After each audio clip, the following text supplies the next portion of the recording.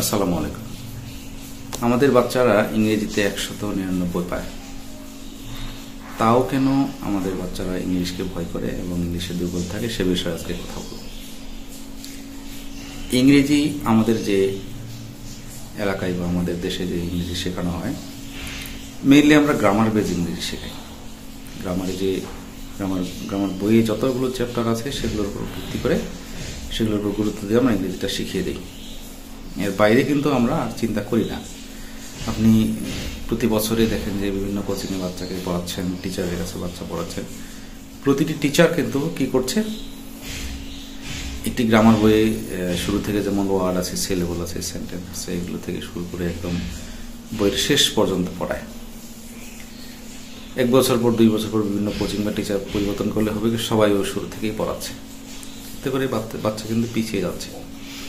আবার আমরা যারা পড়াচ্ছি, যারা ইংলিশ পড়াচ্ছি, তারা এটা চিন্তা করি না, মানে অনেক সময় বেশি কিছু ভাবতে পারি না বাচ্চার জন্য। নতুন একটা বাচ্চা আসলো, শুরু থেকে না শেখালে তাকে সে কোথায় দেবো সেটা বোঝা যায় না।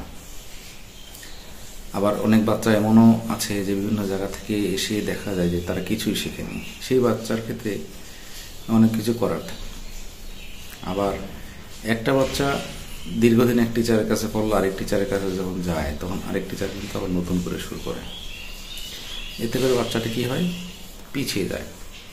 সে বানিয়ে লিখতে পারে না, সে ঠিকমতো বাংলাগুলোর ইংলিশ পারে না। এই বানিয়ে না লেখা এবং আমরা যে বিভিন্ন কথার বা বাংলা থেকে ইংলিশ বলতে পারি না, তার মানে কিন্তু এখানে আমার একটু ল্যাকিংস আমি মনে করবো আমাদের আছে, যে আমরা তার মানে প্রতিটি গ্রামার সম্পর্কে আমাদের ধারণা নেই। আমি যেমন বিশেষ করে প্রায় 16 বছর ধরে ইংরেজি শেখাচ্ছি। এখানে দেখা যাচ্ছে যে বাজারে যে ট্রেডিশনাল গ্রামারগুলো আছে সেগুলো থেকে পড়েই একটা স্টুডেন্ট কখনো ইংলিশে পরিপূর্ণ হতে পারবে না। সে 100 পাবে, 99 পাবে, বা মানে এরকম হয় যে তার বড় চাকরি হয়ে গেছে, কিন্তু উনি বানিয়ে লিখতে পারছেন না। বিভিন্ন অফিসে ইংরেজিতে যে রিপোর্টগুলো লিখতে হয় বা ইমেইল করতে হয় বা টেক্সট পাঠাতে হয় বিভিন্ন জায়গায়, আমরা সেগুলো বানাতে পারি না।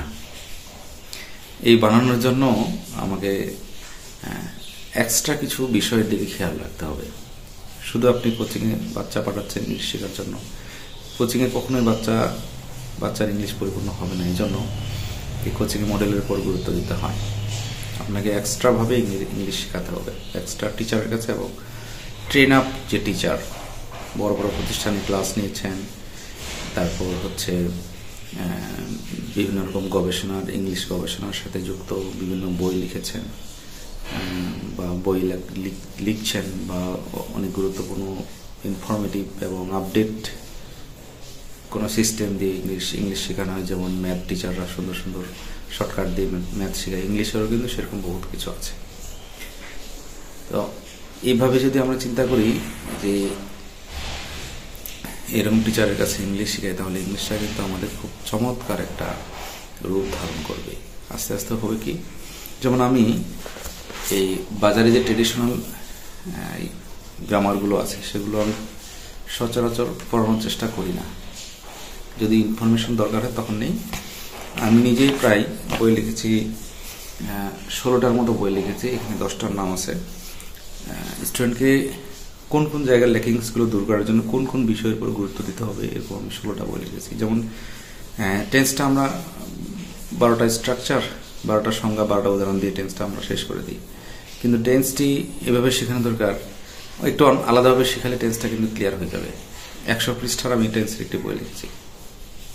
ইনশাআল্লাহ সেই বইটি পড়লে টেন্সের সমস্যা থাকবে না। টেন্স দিয়ে যে বাংলাগুলো ব্যতিক্রম ছাড়া যে বাংলা বাক্য বানানোর তো অনেক নিয়ম আছে।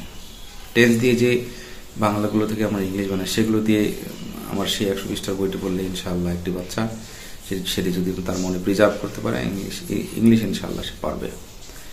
এই বইটা যেমন আমি লিখেছি, এখানে বলা আছে যে 1200 ইংলিশ রুলস এর সংকলন।